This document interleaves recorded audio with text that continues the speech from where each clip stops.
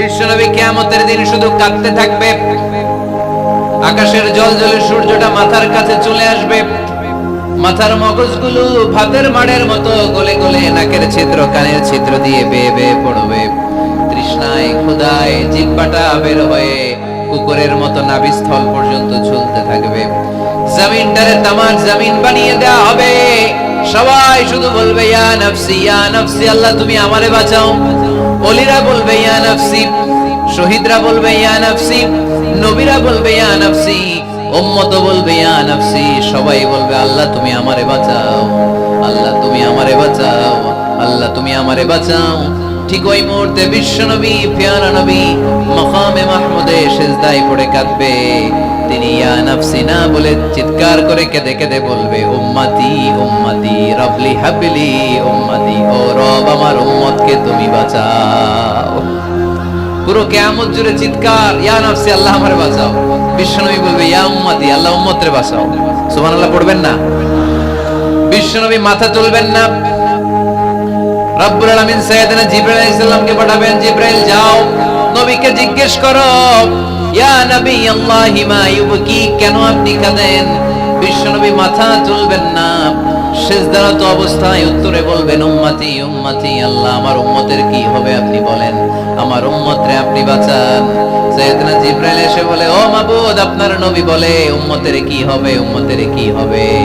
আল্লাহ বলেন জিবরাইল আমার নবীরে যে বলো ইন্না সানুদিকা ফি উম্মাতিক ফালা নাসু।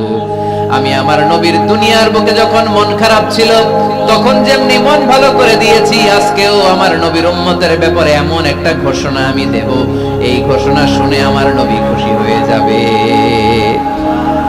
সারা দুনিয়াতে দুনিয়ার বুকে নবী যখনই পেরেশান, নবীর মন খারাপ, আমি যেমনি মন ভালো করে দিয়েছি, আজকেও এই কিয়ামতের ময়দানে নবীকে এমন ঘোষণা শোনাবো, এই ঘোষণা শুনে আমার নবী খুশি হয়ে যাবে। চিল্লায় পড়তে হবে আল্লাহু আকবার।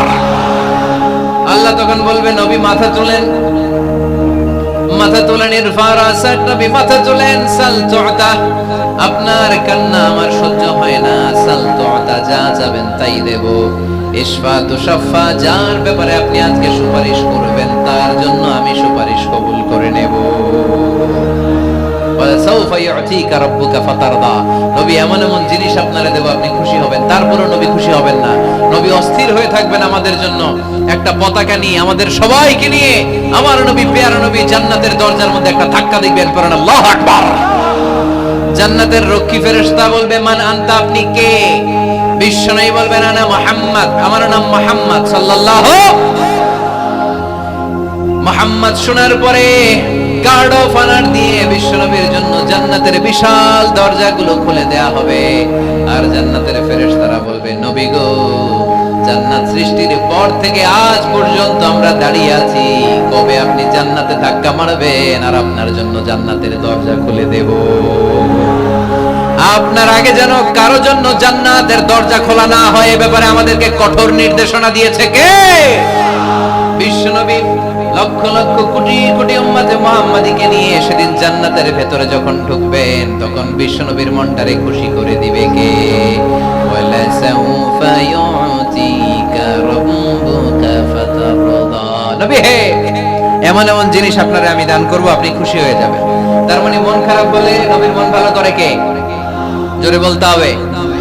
আপনারা ঘুমায় গেছেন, ঘুম ধরছে, কষ্ট হচ্ছে, ঝিমায়ে পড়েছে মুসলমান, চিল্লায় পড়েন লিল্লাহে তাকবীর, লিল্লাহে তাকবীর, লিল্লাহে তাকবীর। এরপরে নবীর আল্লাহ স্মরণ করায় দিচ্ছেন আলাম ইয়াজিদিকা ইয়াতীমান ফাআওয়া ওয়া ওয়াজাদাকা দাল্লান ফাহাদা। নবী গো, আমি কি আপনার ইয়াতিম পাই নাই, তারপরে আমি কি আপনার লালন পালনের ব্যবস্থা করি নাই? সুবহানাল্লাহ পড়েন।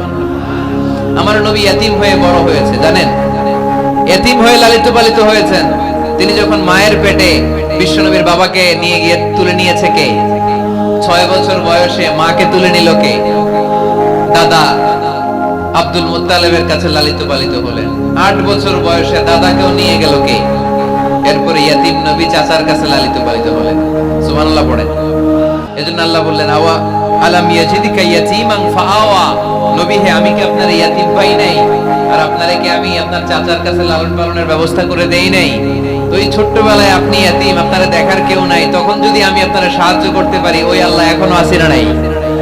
বিপদের কালে আমার নবীরে সাহায্য করে উত্তরণের ব্যবস্থা করেছে যে, মুসলমানদের এই ক্রান্তি লগ্নে মুসলমানদের সংকট দূর করার জন্য আমার আল্লাহর রহমত আজও আছে না নাই? পরীক্ষা দিতে হবে, আমাদের পরীক্ষায় পাশ করতে হবে। ওয়ালা তাহিনু ওয়ালা তাহজানু ওয়া আনতুমুল আ'লাউনা ইন কুনতুম মুমিনিন। ভয় পেও না, নিরাশ হয়ো না, হতাশ হয়ো না, বিজয় তোমাদেরই হবে যদি মুমিন হও। চিল্লায় বলেন ঠিক কি না?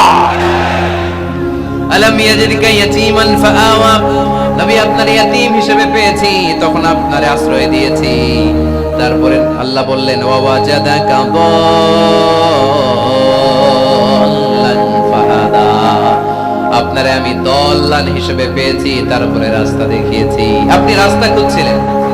দল্লুন শব্দের অর্থ গোমরাহ, পথহারা, কিন্তু রাসূল সাল্লাল্লাহু আলাইহি ওয়াসাল্লামের ক্ষেত্রে এই অর্থ করা যাবে না। আমার নবী গোমরাহ ছিলেন না, আমার নবী পথভ্রষ্ট ছিলেন না। যদিও অফিশিয়ালি আমার নবী 40 বছর বয়সে নবী হয়েছেন, কিন্তু 40 বছরের আগের জীবনীটাও আমাদের জন্য অনুপম আদর্শ আর নমুনা। চিল্লায় বলেন ঠিক কি না? 40 বছর আগেও নবী সত্য কথা বলতেন। 40 বছর আগে তিনি দান করতেন। নবী হওয়ার আগেও তিনি আত্মীয়দের সাথে সুসম্পর্ক রাখতেন, মানুষের বোঝা বইয়ে দিতেন। সত্য যেখানে বিপন্ন, সাহসী সৈনিক হয়ে বিশ্বনবী দাঁড়িয়ে যেতেন। চিল্লায় এখন ঠিক কি না? এজন্য আল্লাহ বললেন ওয়া ওয়াজাদাকা দাল্লান ফাহাদা, নবী আপনি পথ খুঁজছিলেন, আমি আপনারে পথ দেখিয়েছি। আমাদেরকে পথ দেখায় কে? রাসূল সাল্লাল্লাহু আলাইহি ওয়াসাল্লাম মহাসত্যের অনুসন্ধান করছিলেন। দল্লান অর্থ এখানে পথহারা পথিকের মতো আপনি খুঁজছিলেন, কই যাবেন, ডানে না বায়ে? মাঝে মাঝে আমাদের এরকম হয় না, চুয়াডাঙ্গা থেকে কুষ্টিয়া কি এই রাস্তায় যায় না এটাই যায়, বুঝতে পারতেছি না তো। অনেক রাতে যদি রওনা দেন, কেউ বলারও নাই, দেখা দেওয়ার মতো কেউ নাই, বাজার টাজার বন্ধ, মাঝে মাঝে আমরা ঝামেলায় পড়ে যাই। আমরা যারা বক্তা, আমরা ঝামেলায় পরিবেশ। অনেক রাতে রাতে বাড়িতে ফিরি, এই জেলা থেকে ওই জেলায়, রাত 3টার দিকে, লোক নাই, ডানে যাবো না বায়ে যাবো। পুলিশ ভাইরা মাঝে মাঝে সহায়তা করে, অনেক সময় পুলিশও নাই, তখন ভরসা একজনের উপর, তিনি কে? তো রাসূল সাল্লাল্লাহু আলাইহি ওয়াসাল্লাম সত্যের পথ খুঁজছিলেন, ডানে না বায়ে? আল্লাহ বললেন বায়ে না, ডানে যান। ফাহাদা, আল্লাহ হেদায়েতের রাস্তায় তুলে দিলেন। সুবহানাল্লাহ পড়েন। আমরা যদি পথ ভুলে যাই, আমাদের পথ দেখায় কে? সবাই বলেন আমাদের পথ দেখায় কে? আমি যদি কোনদিন পথে ভুলে যাই, হাত ছানি দিয়ে কাছে নিও, মমতার বন্ধনে আমায় বেঁধে সব ভুল ক্ষমা করে দিও। পড়েন, আমি যদি কোনদিন পথে ভুলে যাই, হাত ছানি দিয়ে কাছে নিও, মমতার বন্ধনে আমায় বেঁধে সব ভুল ক্ষমা করে দিও। পড়েন আমিন। আমাদের পথ দেখায় কে? আমরা প্রতিদিন পড়ি ইহদিনাস সিরাতাল, সবাই পড়েন ইহদিনাস সিরাতাল। ও আল্লাহ আমাদেরকে সরল সঠিক পথ দেখাও। আল্লাহ বললেন নবী আপনাকে আমি পথ দেখিয়েছি। এরপর আল্লাহ বললেন ওয়া ওয়াজাদাকা আইলান ফাআগনা, নবী আপনি ছিলেন নিঃস্ব, আপনার টাকা পয়সা ছিল না। খাদিজার সাথে বিয়ে দেওয়ার মাধ্যমে আমি আপনার নিঃস্বতা দূর করে ধনী বানিয়ে দিয়েছি। সুবহানাল্লাহ পড়েন। রাসূল সাল্লাল্লাহু আলাইহি ওয়াসাল্লাম মেষ চড়াতেন। মা বাআসাল্লাহু নাবিয়্যান ইল্লা রাআল গানাম, এই পৃথিবীতে এমন কোন নবী নাই যেই নবী ছাগল চড়ায় নাই। আপনারা ছাগল চড়ান তো? আপনাদের তো এই যে কি বলে ব্ল্যাক গোট, চুয়াডাঙ্গার ব্ল্যাক গোট নাকি সারা দুনিয়ায় বিখ্যাত। হ্যাঁ, ব্ল্যাক বেঙ্গল, কি বলে ব্ল্যাক বেঙ্গল। ছাগল পালেন কে কে দেখি তো চুয়াডাঙ্গায়? ওরে আল্লাহ, ছাগল তো নিয়ে যাওয়া লাগবে কয়েকটা, দেখা যায় অনেক ছাগল। মেহেরপুরে বিখ্যাত না? মাশাআল্লাহ, চুয়াডাঙ্গার ছাগল অনেক বিখ্যাত। তো সব নবীরা ছাগল ছড়িয়েছেন। বুখারীর বর্ণনা, মা বাআসাল্লাহু নাবিয়্যান ইল্লা রাআল গানাম, এই পৃথিবীতে এমন কোন নবী নাই যে নবী ছাগল চড়ায় নাই। বিশ্বনবী ছাগল চড়াতেন অল্প কিছু পারিশ্রমিকের বিনিময়ে। সুবহানাল্লাহ পড়েন। কারণ আমার নবী শিখিয়েছেন পরিশ্রমে লজ্জা নেই, লজ্জা অলসতায়। ঠিক কি না? পরিশ্রমে কোনো লজ্জা আছে? লজ্জা অলসতায়। ঠিক কি না? রাসূল সাল্লাল্লাহু আলাইহি ওয়াসাল্লামের টাকা পয়সা ছিল না। আম্মা জান খাদিজাতুল কুবরা রাদিয়াল্লাহু তাআলা আনহার সাথে যখন বিয়ে হলো, বিয়ের পরে ধনাঢ্য মহিয়সী নারী বললেন, ইয়া রাসূলুল্লাহ, আমার সম্পদের দরকার নাই, আমি আপনারে পেয়েছি, আপনারে পেয়ে আমি খুশি। আমার সব সমুদয় সম্পত্তি আপনার পায়ের সামনে আমি ঢেলে দিলাম, আপনি ইচ্ছা মতো ইসলামের জন্য, ইসলাম প্রচারে এই সম্পদ ব্যয় করা শুরু করে দেন। সুবহানাল্লাহ পড়তে পারলেন না? ওয়াজাদাকা আইলান ফাআগনা, তাফসীরে এসেছে ফাআগনা বিখাদিজা। নবী আপনি ছিলেন নিঃস্ব, দরিদ্র, টাকা পয়সা ছিল না, খাদিজার সাথে বিয়ের মাধ্যমে আমি আপনার ধনী বানিয়ে দিলাম। তার মানে নবী আপনি ছিলেন ইয়াতীম, আপনারা আমি লালন পালনের ব্যবস্থা করে দিলাম। আপনি পথ খুঁজছিলেন, কোন পথে আগাবেন, পথ দেখাইয়ে দিলাম। আপনি নিঃস্ব ছিলেন, আমি আপনার লালন পালনের ব্যবস্থা করে দিলাম, পথ দেখাইয়ে দিলাম। আপনার টাকা পয়সা ছিল না, খাদিজার সাথে বিয়ের মাধ্যমে ধনী বানিয়ে দিলাম। সুবহানাল্লাহ। নবীর মন খারাপ তো, নবীর মন ভালো করার চেষ্টা করতেছে। দেখেন বন্ধু বন্ধুর রাগ ভাঙায় কি করে। ও নবী আপনি রাগ করেন কেন? ওই যে আপনি ছোটবেলায় কষ্টে ছিলেন, আমি তো ঠিক করে দিলাম সব। ও নবী আপনি পথ খুঁজতেছিলেন, বিপদে ছিলেন, আমি তো পথ দেখাই দিলাম। টাকা ছিল না, বিয়ের পরে টাকার ব্যবস্থা করে দিলাম। তো আপনার টেনশন কিসের? টেনশন তো আমি আল্লাহ। চিল্লায় বলেন ঠিক কি না? মুমিন কখনো টেনশন করে না, মুমিন তার সব কিছু ন্যস্ত করে দেয় একজনের উপর, তিনি কে? এবার বিশ্বনবীকে 3টা কর্মসূচির ঘোষণা দিয়ে আল্লাহ সূরাটা শেষ করবেন। কর্মসূচি 3টা শুনতে মনে যায়? এই কর্মসূচি 3টা পকেটে করে বাড়িতে নেওয়া যাবে? উত্তর হয় নাই, আওয়াজ হয় নাই। এই 3 কর্মসূচি নিয়ে আজকে বাড়িতে ফিরতে যাই, পারা যাবে? কর্মসূচি নাম্বার 1, আল্লাহ বলেন ফাআম্মাল ইয়াতীমা ফালা তাকহার। ও নবী, কখনো এতিমদেরকে আপনি তাড়িয়ে দেবেন না, এতিমদের সাথে খারাপ আচরণ করবেন। আপনাদের এলাকায় এতিমখানা আছে নাকি? আছে? টরিক ভাইয়ের মাদ্রাসায় আছে এতিম? আছে? মাশাআল্লাহ। তো এই যে এতিমদের সাথে খারাপ আচরণ করতে নিষেধ করেছে কে? ফাআম্মাল ইয়াতীমা ফালা তাকহার। নবী এতিমদের সাথে খারাপ আচরণ করবেন না, কারণ আপনি নিজেই এতিম ছিলেন, ঠিক কি না? এতিমদের সাথে আমরা ভালো আচরণ করব। এতিমকে ভালোবাসা মানে নবীকে ভালোবাসা, কারণ আমার নবী এতিম হয়ে বড় হয়েছেন। চিল্লায় বলেন ঠিক কি না? যারা এতিমকে ভালোবাসে তাদেরকে ভালোবাসে কে? বিশ্বনবী এতিমদের লালন পালনকারীদেরকে এত ভালোবাসতেন।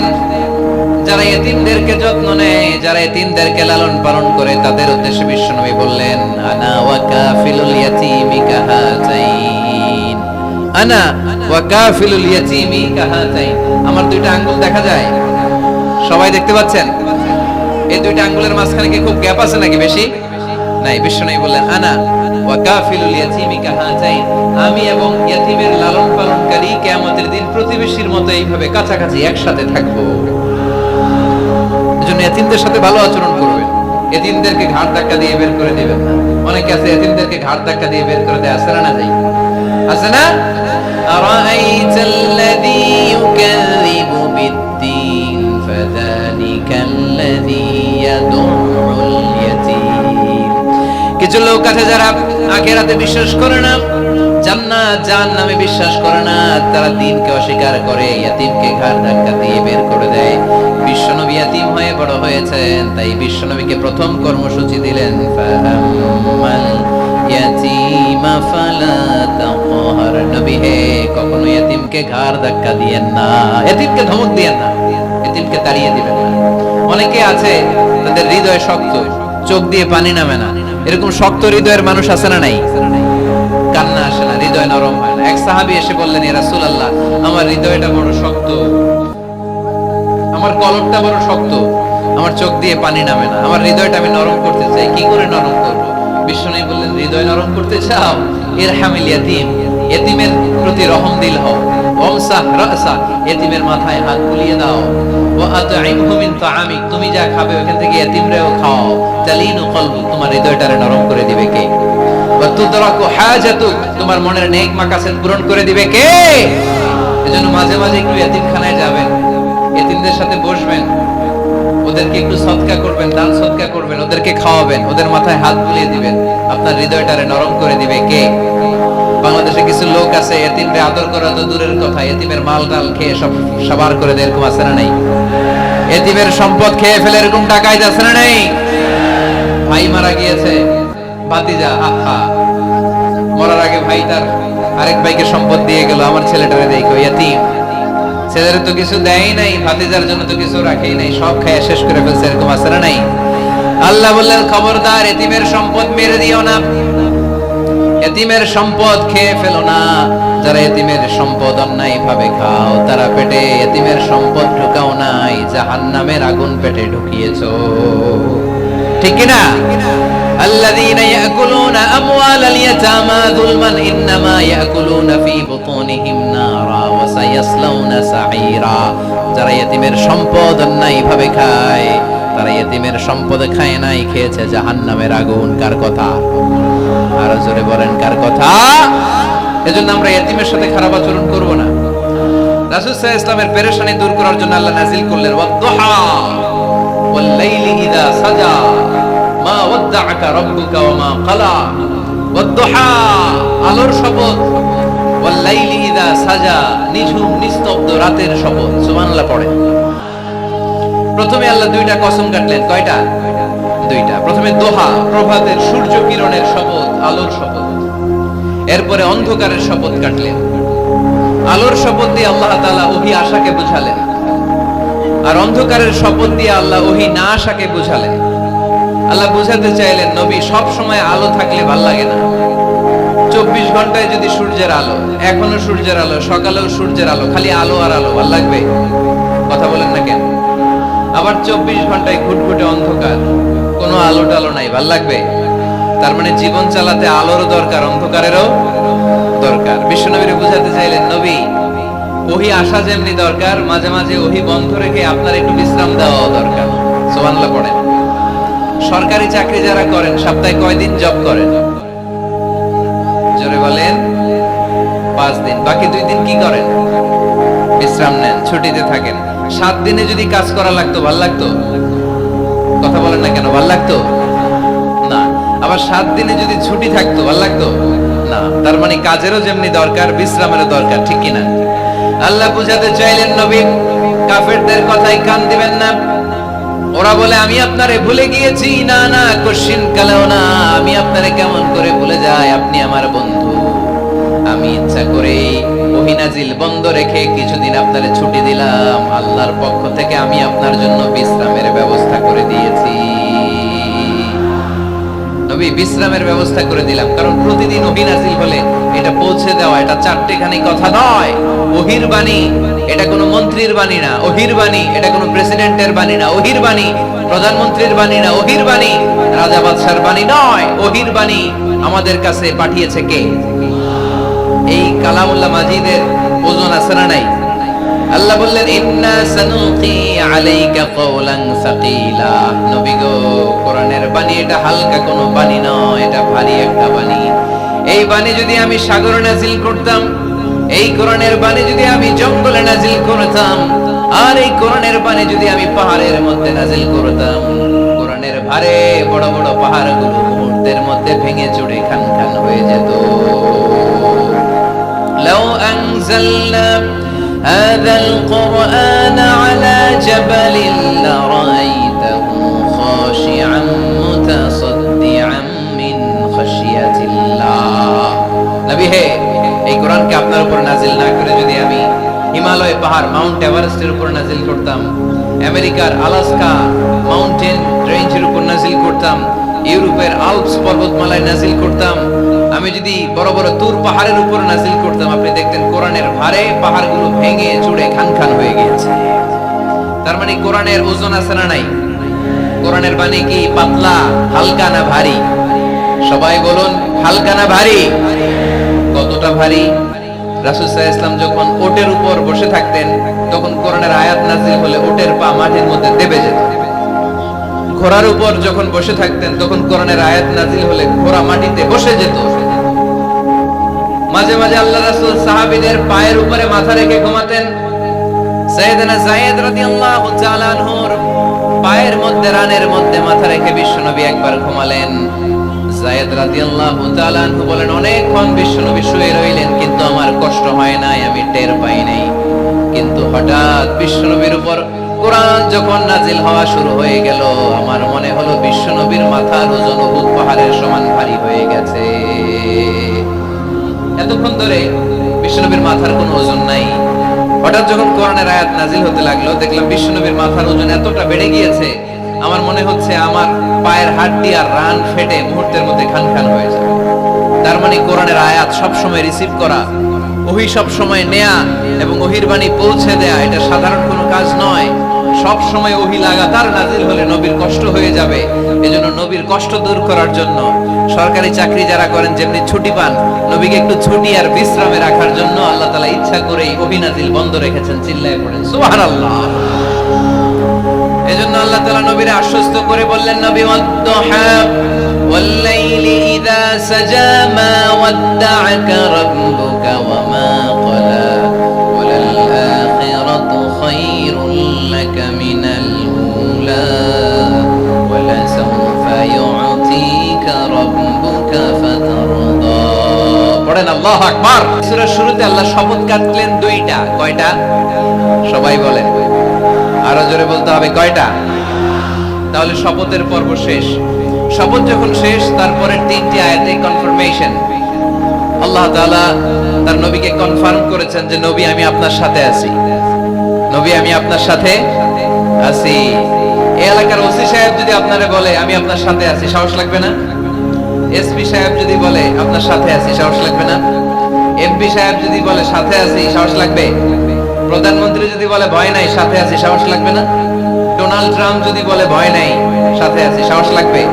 আর রাজাদিরাজ মালিকুল আমলাক, গোটা বিশ্বের সব রাজাদের রাজা মহারাজা আল্লাহ যদি বলে সাথে আছি, সাহস লাগে কি লাগে না? বিশ্ব নবীরে সাহস যোগালেন। পরের দিনটা আছে আল্লাহ তাআলা নবীরে বললেন, নবী ভয় নাই, never lose hope, never give up, never be frustrated, আর হতাশ হবেন না, আমি আপনার সাথে আছি। চিল্লায় পড়েন সুবহানাল্লাহ। তারপরের তিন আয়াতে দিলেন তিনটা রিমাইন্ডার, নবী আপনারে কি কি নিয়ামত দিয়েছি শোনেন, এগুলো মনে রাখেন, ভুলে যায়েন না।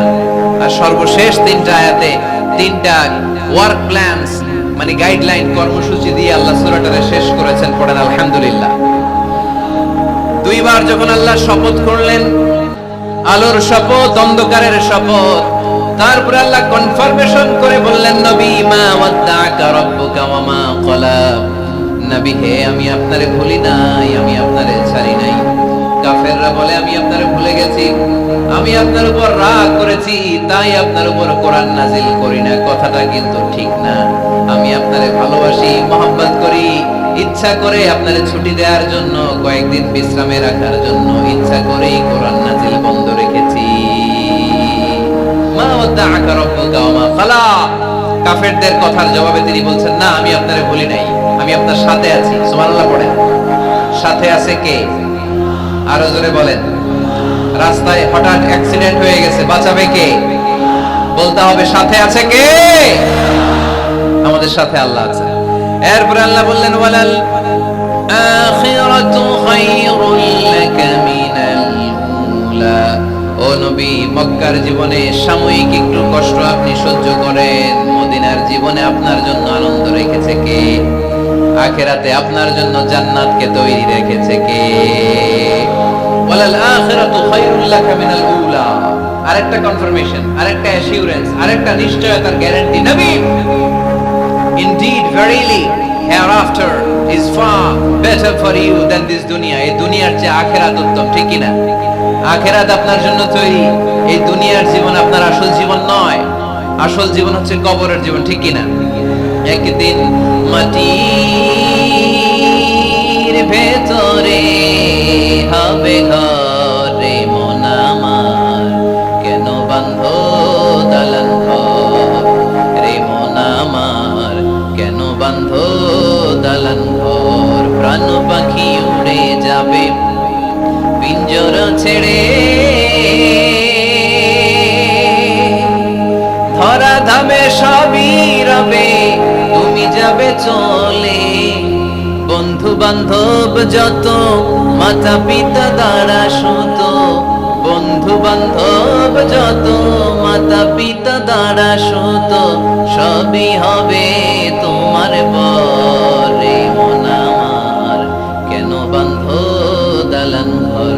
একদিন মাটির ভেতরে হবে ঘরে মন আমার, কেন বাঁধো ঠিক না? মাটির ঘর আসল ঘর। এই ছোট্ট 2 লাইনের নাশিদ, এই গানটাই আমাদের হেদায়েতের জন্য যথেষ্ট, তাই না?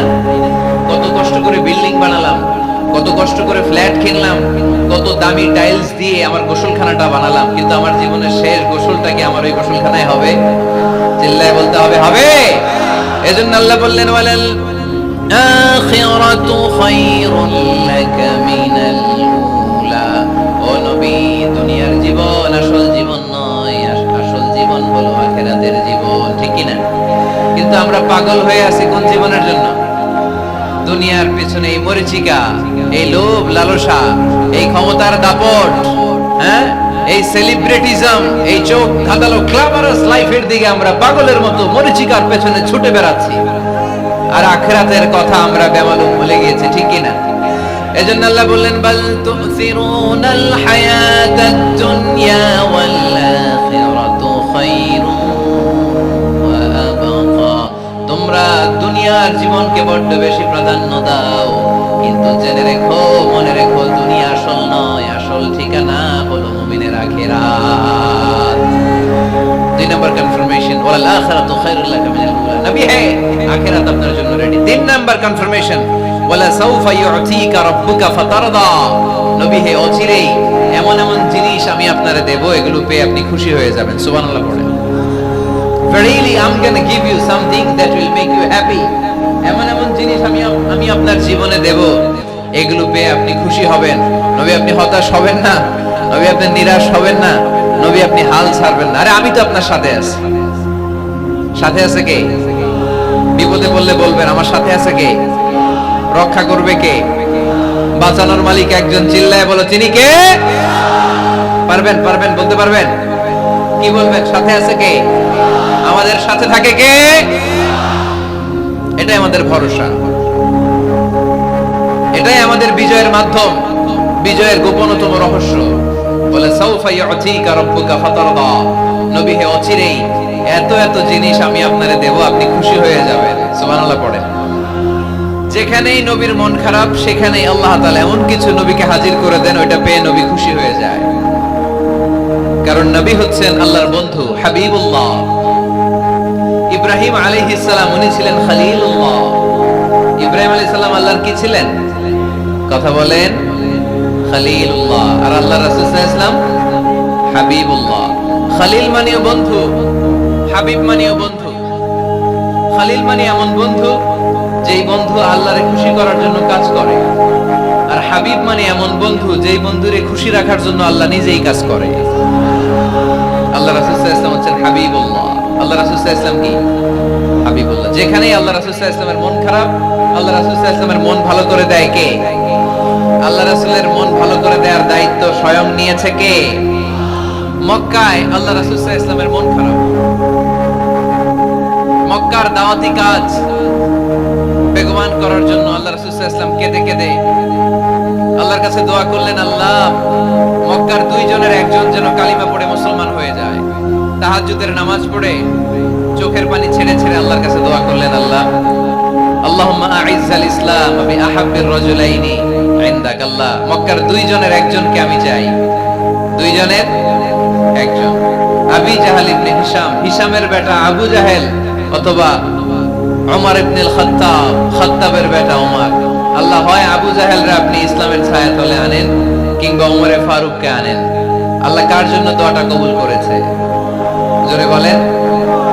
তার কয়েকদিন পরে বিষ্ণু ঈসা ইসলাম আরকাম ইবনে দারিল আরকামের ঘরে বসে লুকিয়ে লুকিয়ে দাওয়াত দিচ্ছিলেন। ইন দ্য মিন টাইম ওমরে ফারুক নাঙ্গা তরোয়াল নিয়ে বিশ্বনবীর মাথা কাটার জন্য ছুটে আসলেন। সাহাবারা বললেন, নবী আপনি পালান, নবী আপনি পালান, ওমরে ফারুক আপনাকে হত্যার জন্য ছুটে এসেছে। বিশ্বনবী বললেন, তোমরা সরে যাও, দরজাটা খুলে দাও। আমার তো মনে হচ্ছে ওই যে তাহাজ্জুদের রাতে আমি দোয়া করেছিলাম, আজকে ওই দোয়া আল্লাহ কবুল করতে শুরু করেছে। সাইয়েদনা ওমরে ফারুক তখনও কালিমা পড়েন নাই। দৌড়ে এসে আরকাম ইবনে আবিল আরকামের ঘরের ভেতরে ঢুকে তলোয়ারটা জমিনের মধ্যে রেখে দিয়ে আওয়াজ করে আঙ্গুল তুলে বলতে আরম্ভ করলেন, আশহাদু আল্লা ইলাহা ইল্লাল্লাহ ওয়া আশহাদু আন্না মুহাম্মাদার রাসূলুল্লাহ। সুবহানাল্লাহ পড়ে কালিমা পড়ে মুসলমান হয়ে গেছে। বিশ্বনবী খুশি হয়ে গেলেন। ওয়ালা সাউফা ইউতিকা রাব্বুকা ফাতারদা। নবী যখনই আপনার মন খারাপ, আপনার মনকে আমি ভালো করে দিব, আপনারে খুশি করে দিব, চিল্লায় পড়তে হবে আল্লাহু আকবার। বিশ্বনবীর মন খারাপ ছিল, হঠাৎ সাইয়েদনা ওমর ফারুকের ইসলাম গ্রহণের মধ্য দিয়ে বিশ্বনবীর মন ভালো করে দিল কে? আল্লাহ মন ভালো করে দিলেন। এবার ওমর ফারুক বললেন, ইয়া রাসূলুল্লাহ, এই যে কোরআনের বাণী আপনি প্রচার করেন, আলাইসাল কোরআনু কিতাবুন হক, কোরআন কি সত্য কিতাব নয়?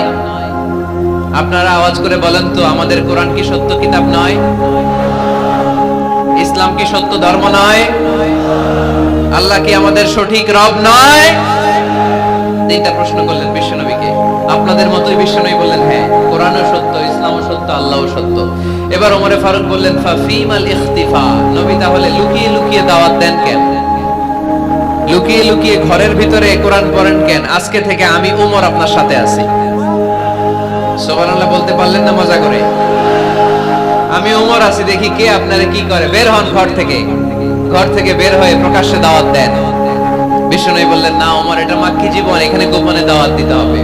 ওমরে ফারুক বললেন, নবী তাহলে আমাকে একটা মিছিলের অনুমতি দেন। কিসের অনুমতি?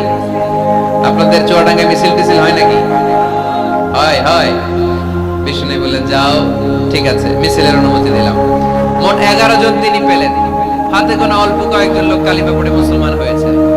11 জনকে নিয়ে ওমরে ফারুক 2 লাইন বানালেন, পেছনে 6 জন, সামনে 5 জন। দ্বিতীয় লাইনের নেতা বানালেন বিশ্বনবীর চাচা হামজা ইবনে আব্দুল মুত্তালিবকে। প্রথম লাইনের নেতা হলেন ওমরে ফারুক নিজেই।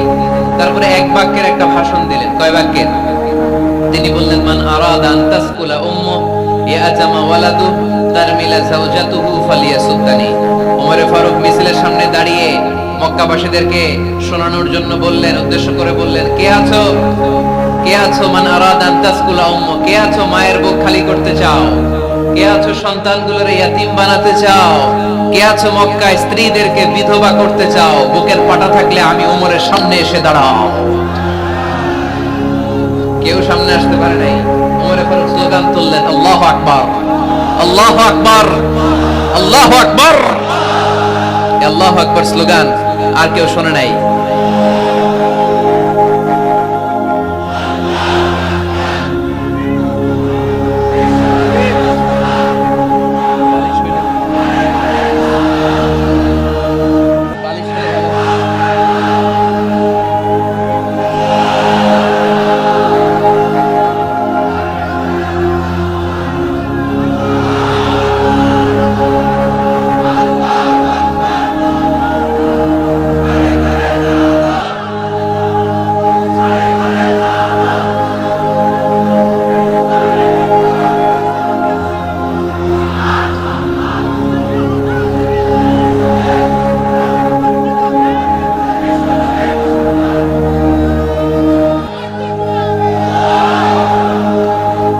ফারুক বললেন, কে আছো মায়ের বুক খালি করতে চাও? কে আছো সন্তানগুলোর ইয়াতিম বানাতে চাও? কে আছো স্ত্রীকে বিধবা বানাতে চাও? ফালিয়া সুদ্দানি, বুকের পাটা থাকলে সামনে এসে ঠেকাও। এই আল্লাহু আকবার স্লোগান শুরু করলেন। ওমরে ফারুক বললেন, কাবা ঘর যে ধরবো, কাবা ঘর ধরার আগ পর্যন্ত কেউ ওমরের মিছিল থামাতে পারবে?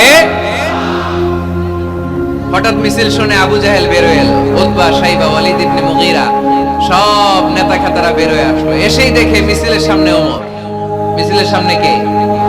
ওমরে ফারুককে দেখে সবগুলা দিছে দৌড়। মিছিল কেউ ঠেকাইতে পারে নাই। কাবার গিলাফ পর্যন্ত এই মিছিল চলেছে। চিল্লায়ে বলো আল্লাহু আকবার। ওমরে ফারুক এমন নেতা ছিলেন, শুধু আবু জাহেলই না, মুনাফিকরা ওমরে ফারুককে দেখলে ভয় পেত। এমনকি শয়তান, ইবলিস শয়তান ওমরে ফারুককে দেখলে আরেক রাস্তা দিয়ে হাঁটতো।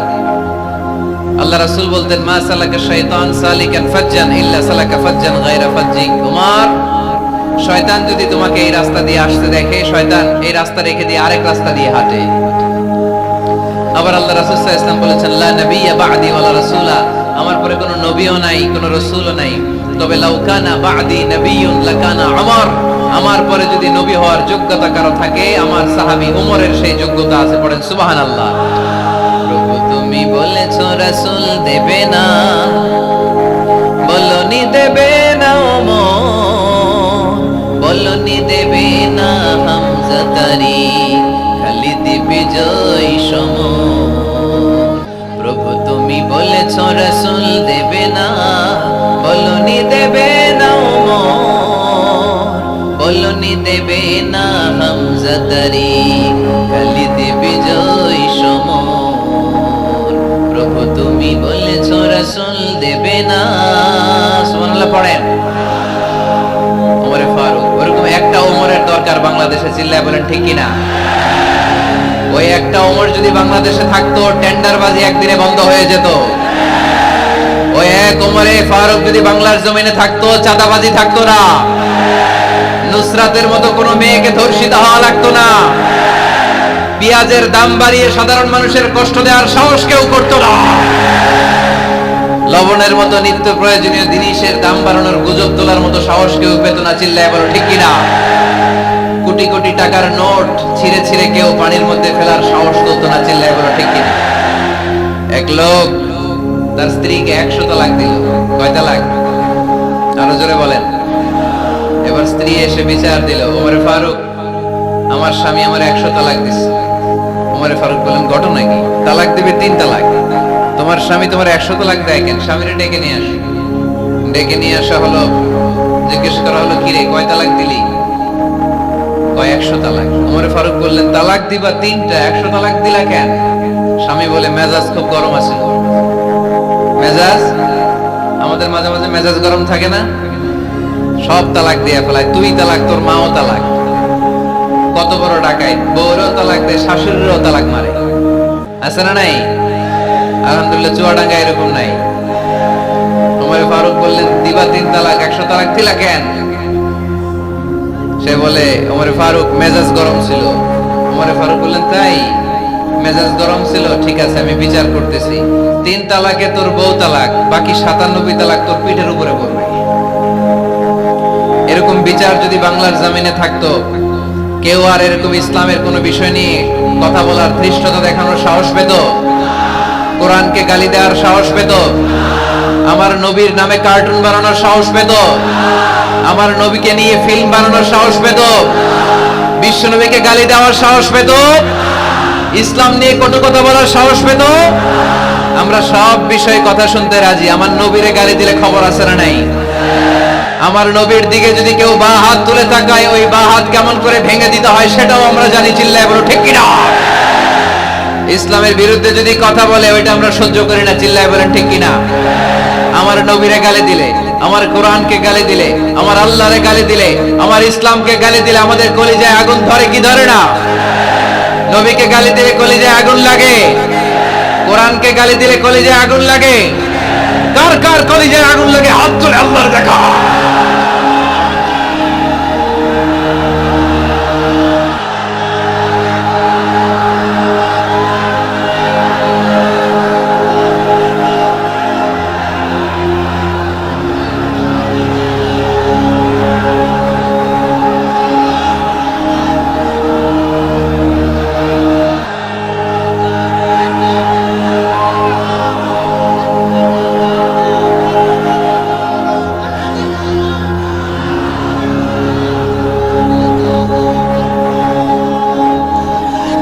আমাদের এই উচ্ছ্বাস, আল্লাহ রাসূলের ভালোবাসা, কোরআনের ভালোবাসা, ইসলামের ভালোবাসা, আল্লাহর জন্য ভালোবাসার এই উচ্ছ্বাস, এই সতেজতাকে আল্লাহ তুমি ইসলামের বিজয়ের জন্য কবুল করে নাও।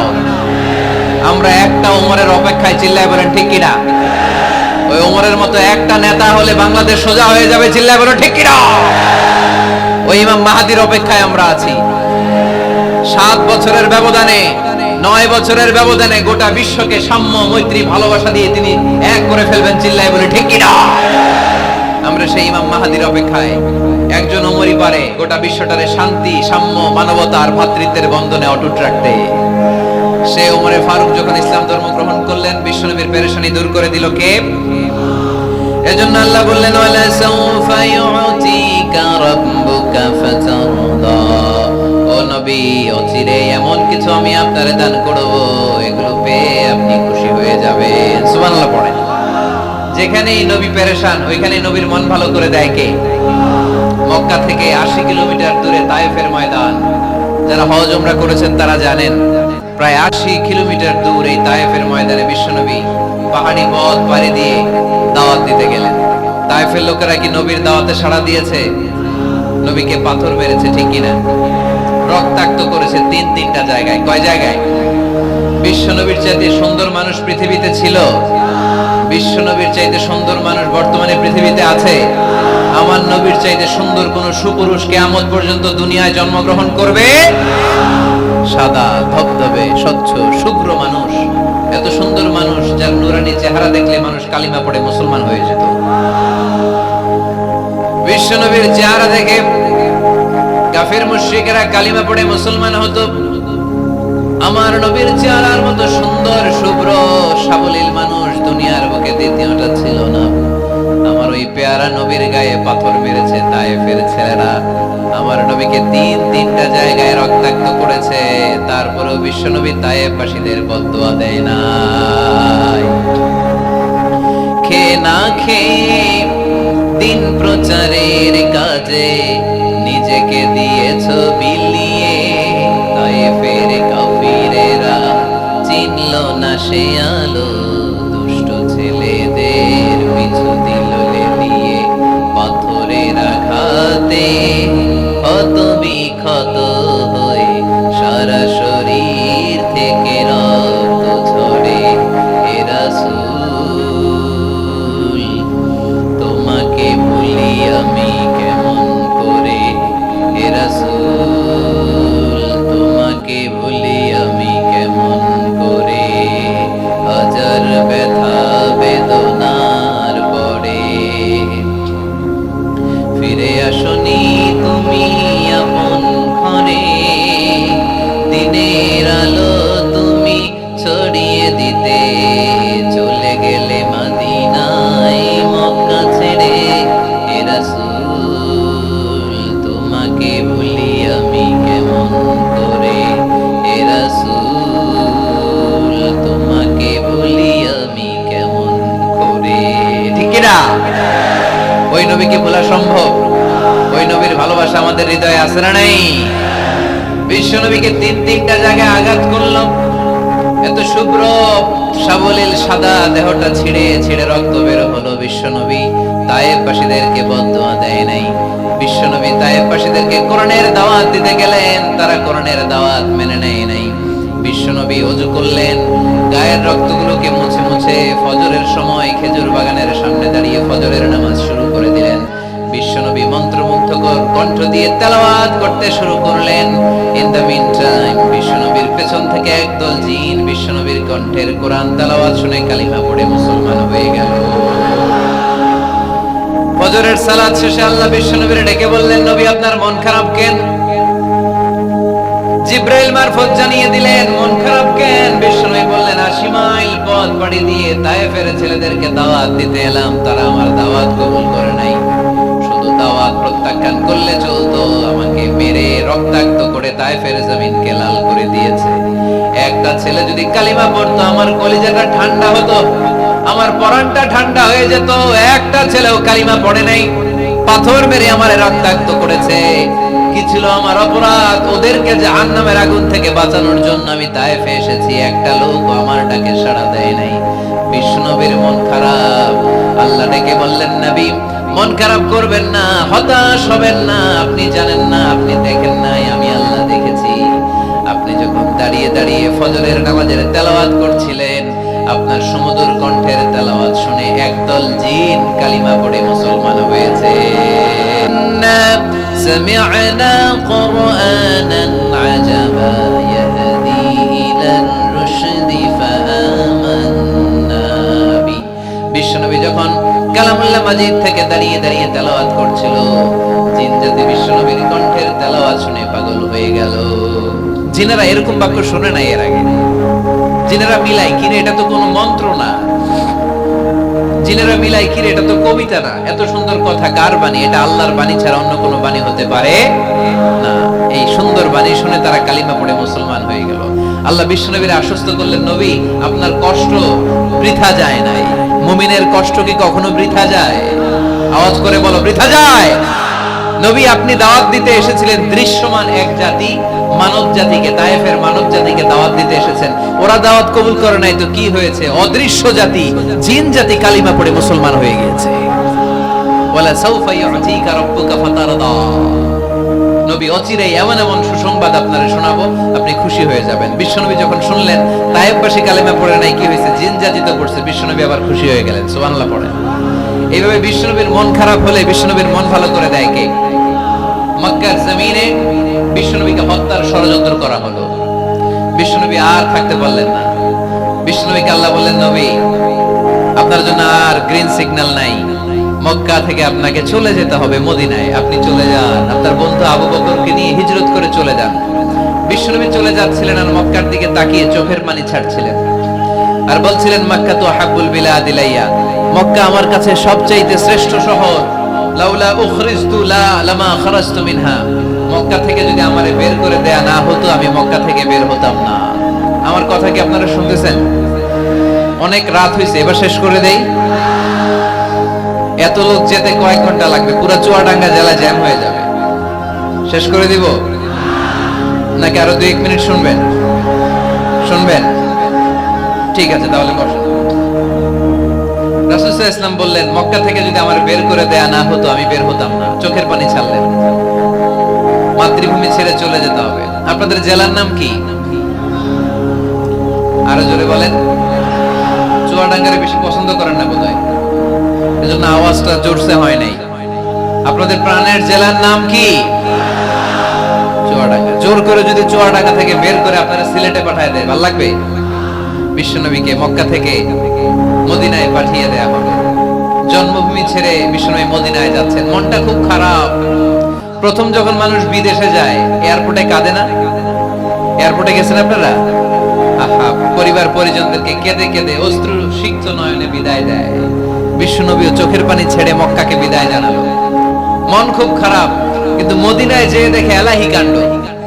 মদিনার উপকণ্ঠে সানিয়াতুল ওয়াদা নামক জায়গায় আবাল বৃদ্ধ বনিতা দফ বাজিয়ে বাজিয়ে বিশ্বনবীরে ওয়েলকাম করতে শুরু করলো। তালাআল বাদরু আলাইনা মিন সানিয়াতিল ওয়াদা ওয়াজাবা শুকরু আলাইনা মাদা লিল্লাহি দা আইয়ুহাল মাবউসু ফিনা জিতা মিন আমরিল মুতা জিতা শারাফতাল মাদিনা মারহাবান ইয়া খায়রাদা।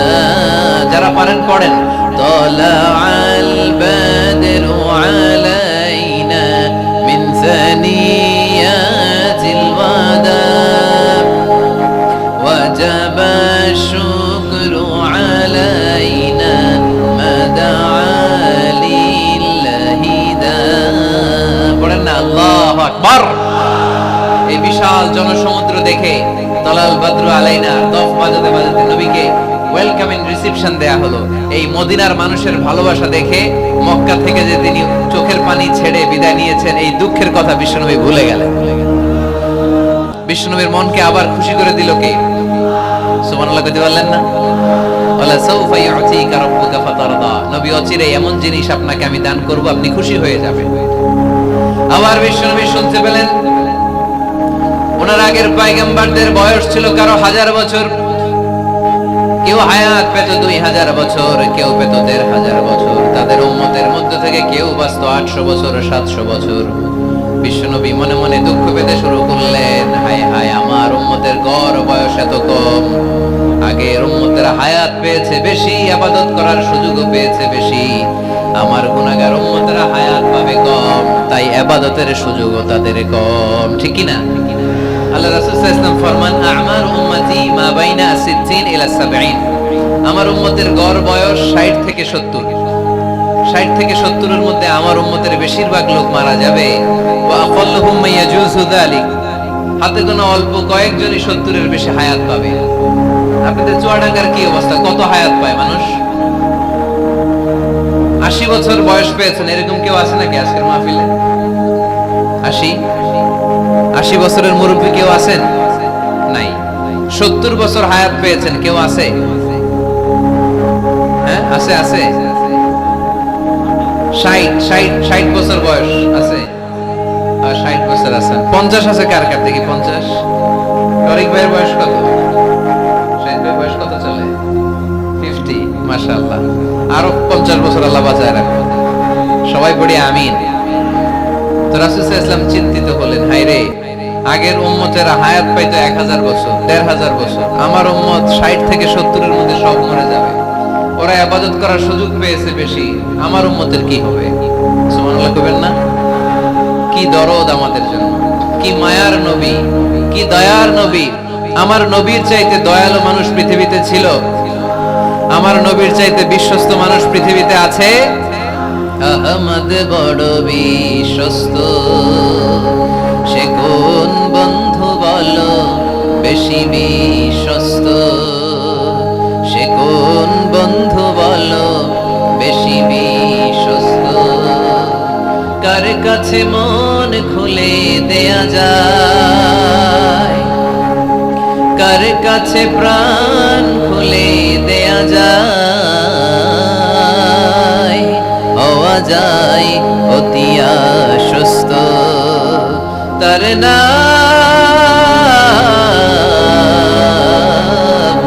আহমদ বড় বিশ্বস্ত। সুবহানাল্লাহ পড়েন। আমার নবীর চাইতে বিশ্বস্ত আর কেউ আছে? আমার নবীর চাইতে দিলদরিয়া আর কেউ আছে? আমার নবীর চাইতে দয়ালু কোন মানুষ পৃথিবীর জমিনে আছে? ওমা আরসালনাকা ইল্লা রাহমাতাল লিল আলামিন, I have sent you as a mercy for the entire universe. নবী হে, আমি গোটা বিশ্বের জন্য আপনাকে রহমত করে প্রেরণ করেছি। চিল্লায়ে পড়েন সুবহানাল্লাহ। আবার বিশ্ব নবী ফরমান, লিকুল্লি নবিয়্যিন দাওয়া মুস্তাজাবা। দুনিয়ার সব নবীকে আল্লাহ একটা করে বিশেষ দোয়া করার সুযোগ দিয়েছে। এই দোয়াটা করার সাথে সাথে এই দোয়াটা আল্লাহ কবুল করে নিয়েছে। আর দুনিয়ার বুকে যত নবী এসেছিল সব নবীরা তাদের দোয়াটা দুনিয়ায় শেষ করে ফেলেছে। ওয়া ইন্নী আখতাবিউ দাওয়াতি শাফাআতান লিউম্মতি ইয়াউমাল কিয়ামা। কিন্তু আমি আমার স্পেশাল দোয়াটা দুনিয়ার বুকে করি নাই, আমি কিয়ামতের দিন আমার উম্মতদেরকে সুপারিশ করার জন্য স্পেশাল দোয়াটা রেখে দিয়েছি। আমার নবী দোয়াটা রেখে দিয়েছে আমার জন্য, আপনার জন্য, আমাদের জন্য। বিশ্ব নবী দোয়াটা করে নাই। সব নবী আল্লাহর পক্ষ থেকে কয়টা দোয়া পাইছে স্পেশাল? সবাই বলেন না? একটা। ওই দোয়া করার সাথে সাথেই কবুল হবে। একটা করে দোয়া, সব নবীরা ওই দোয়াটা দুনিয়াতেই করেছে। কোন নবী বাকি নাই, সব নবী দোয়াটা দুনিয়াতেই কাজে লাগিয়ে ফেলেছে। আমার নবী ছাড়া। আমার নবী কি দোয়াটা দুনিয়াতে করছে? দুনিয়ায় বিষ্ণু বিপদে পড়েন নাই, ওই দোয়াটা করলেই বিপদ থেকে মুক্তি পেতেন। কিন্তু আমার জন্য, আপনার জন্য, আমাদের জন্য রেখে দিয়েছেন। কিয়ামতের দিন আমরা যখন বিপদে পড়ে যাব, আমাদেরকে বিপদ থেকে উদ্ধার করার জন্য বিশ্বনবী ওই দোয়াটা করে আমাদেরকে উদ্ধার করবে। চিল্লায় বলুন সুবহানাল্লাহ।